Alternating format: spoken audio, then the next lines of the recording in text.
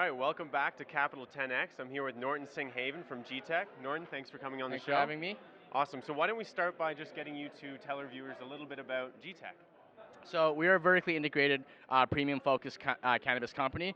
Our core competencies are cultivating and producing, marketing, and selling an ultra-premium flower. Now, I know a lot of people are saying this is what they do, but something that most people don't know is that on our initial test crop that we were planning to destroy, Yeah. it was supposed to test out 17 to 18% THC content at Yeah. most. So when we ran it through the lab, it came back 21.5 to 23. Wow. And then we okay. decided to sell that wholesale to CanMart. Wow. Okay. Even though our ops guys did not want to, and instantly, overnight, that became their number one selling product. Wow. So a lot of people can tout premium, but on a crop we were going to destroy, we became the number one selling product on CanMart. And so, and you attribute that to the THC levels. Like, what truly makes it a premium product? Because I mean, everyone is touting it, like you said, right? So, like, what is it? A consumer is going to take this product and actually, say, "Wow, this is premium. I want more."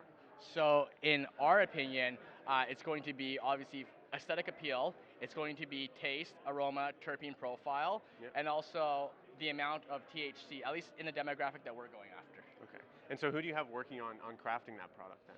So basically, our VP of operations, who actually has a dual citizenship, US and Canadian, Oh, cool. Okay.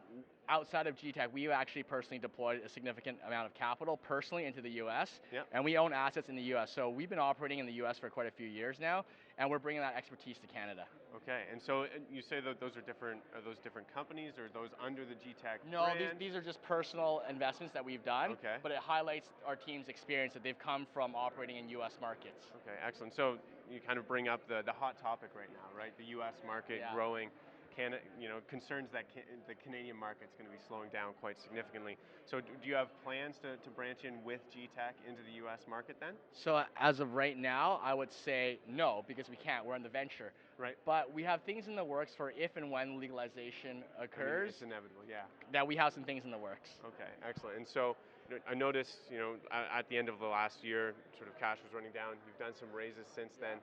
What are the plans with that capital? So with that capital, our intention is to build out our 2019 plans. That'll get us to about 11,000 kg of production capacity, full Okay. run rate for next year. Yep. Gets our extraction lab built out, and also gets us anywhere between 20 to 30 retail locations. Wow. Okay. And so, in terms of diving in a bit more on the numbers again, still, like, what is the timeline for profitability, as you see it? So for this year, assuming we get a full year in Alberta, which we will, Yep. and we get a half year in Grey Goose and Tumbleweed, Okay. we should be able to produce and sell 2,500 kg this year, Yep. which is not a lot, but let's say we use $5 a gram, which Sure. we're selling for way above that Yeah, currently. absolutely. 12.5 mil gross rev, and I think we could do about 6 to 6.5 of EBITDA off of that. Wow. Okay. So it's looking pretty good by the end of Correct. 2019. Yeah. Okay. So I guess one final quick question is what's going to make 2019 a successful year? If there's one or two things, like what's going to make it stand out, and maybe along with that is what are some of the biggest challenges that you think you're going to face, like something that's going to be potentially holding you back? So for us, the biggest thing for 2019 is we need to execute on building out, on ramping up. Where I see some risk is if the black market isn't properly mitigated, Okay. and product isn't flowing through the retail distribution channels like it should be, Yeah. then we have a problem. Okay, that makes sense. And so, what makes good execution? Like, what are you talking about?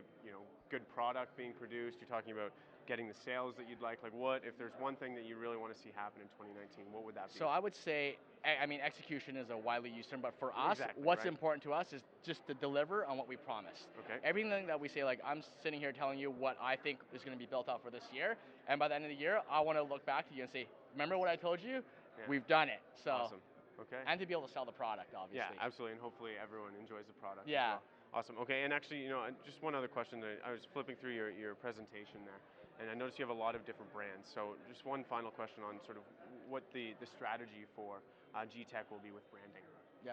So for us, we actually believe in the 80-20 rule, which we believe, at least in the demographic we're going after, that 20% of your clientele will be responsible for 80% of your sales. Okay. So what we're really, I would say our quote unquote bread and butter is the current black market consumer that has not switched over into the legal framework yet because the strains and the quality and the THC content that they're seeking is not yet available. Okay. That is, I would say, our core consumer base.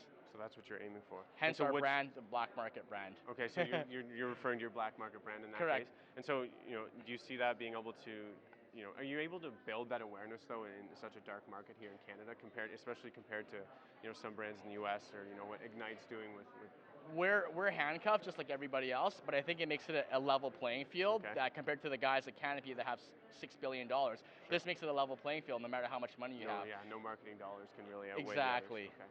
Great, excellent. Well, thank you very much for coming on the show. Really appreciate your time, and yeah, thanks good for luck having this me. year. Yeah, thank you.